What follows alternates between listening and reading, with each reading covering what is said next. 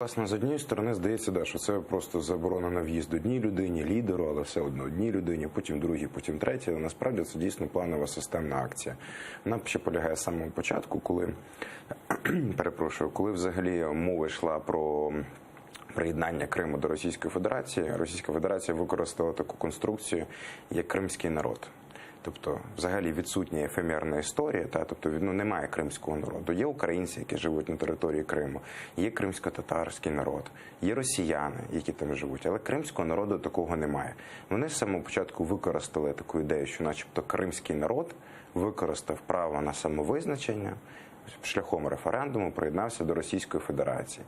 Після того вони це на рівні у себе Конституційного суду закріпили і продовжували далі історію про існування начебто якогось кримського народу. З самого початку на ложних тезисах строїться вся ота система. У них є серйозне класне обґрунтування, дуже великі юристи там попрацювали, дуже гарні документи написані. Але, незважаючи на це, саме під камінь, на якому воно ґрунтується, це існування якогось кримського народу.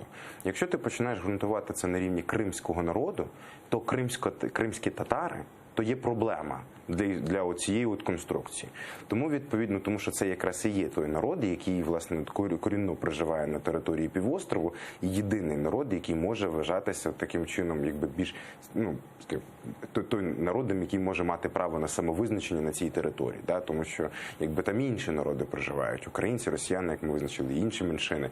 Але питання все-таки заважає росіянам саме кримсько-татари. Тому, якби, далі вже починаються історії після того, як ти зрозумів це, після того, як ти побудував таку концепцію, треба вибивати основні засади діяльності кримських татар, зокрема меджліс. Тому він і був заборонений. І після того відбувається вже протидія його лідерам. Таким чином, це вже мова йде не про організаційну складову, коли ти просто не даєш людям самоорганізуватися, вибиваєш старі організаційні структури, які є, для того, щоб посіяти хаос і паніку. Після того починаєш репресії, після того починаєш якісь інші недружні акти, пов'язані з продовженням видачі паспортів, які з 2006 року активно починалися на території Криму, і тому подібні історії.